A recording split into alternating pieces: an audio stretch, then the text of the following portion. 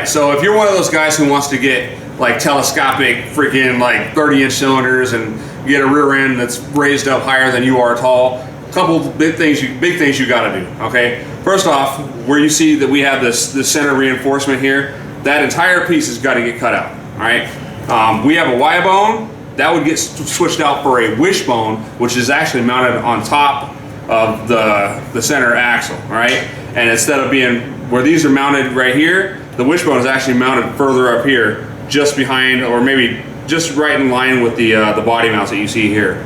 Also, the lower control arms have to be extended because the mounts themselves have to be moved basically up to where that body mount is. All right, so that way it has a much larger degree of travel as you're lifting the cylinders and they're telescoping upward. All right. So that's kind of the difference between those guys that have that crazy lift versus guys with about 14-inch cylinders or below. All right, so one of the things you got to think about when you're lifting this car is, where is my drive shaft going to impact? All right, if you have bigger cylinders like 12s or 14s, who knows, maybe even 10s will do it, and you get full lift out of those things, that drive shaft is actually going to come low enough to where it's actually going to hit the drive shaft tunnel. Right. One way to combat that is to actually cut out the drive shaft tunnel. We cut ours out literally about 12 inches, right, to allow the drive shaft to actually come below the drive shaft tunnel, right? You got to cut it out wide enough so that the drive shaft itself doesn't actually hit the areas where you cut out, all right? So you want to make it about a 1/4 inch on either side, right? Use a plasma cutter and it'll cut it very well, all right?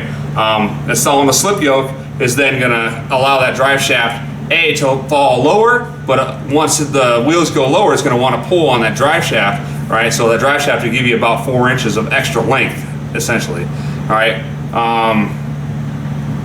What else are we going to talk about here?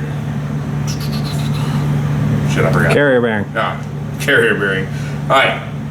You need to get a heavy-duty carrier bearing. The stock carrier bearings are made out of some flimsy-ass metal with a couple rubber pieces in it, designed to hold the drive shaft in a certain spot so it stays level with the frame. Well, obviously that's going to change, especially the pressure you put on it when you start lifting the car up and down, right? So get yourself a heavy-duty carrier bearing from wherever you get it from, CCE, Hoppos, Blackmagic, I mean, freaking eBay, wherever you get it from. You're going to pay about 130 bucks plus or minus, but if not, eventually that stock carrier bearing is going to blast out and you're going to have to replace it anyway, all right? And hopefully when it goes, it doesn't ruin your drive shaft at the same time. Drill in the rear cylinders, all right? A couple different ways you can do it. As you can see, the body's off the car. So we have complete access to wherever it is that we wanted to drill our cylinder holes, right? And you can see that these are already drilled, all right?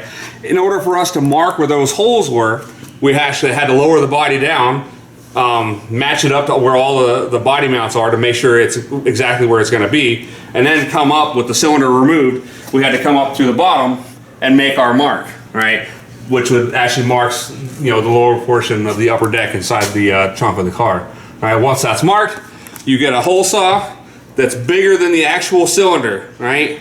You need to have room for the cylinder to flex in there a little bit. If not, it's just going to bend the area where it's coming through anyway. So this was about, I think, a 1/4 inch larger in circumference than what the actual cylinder was, all right?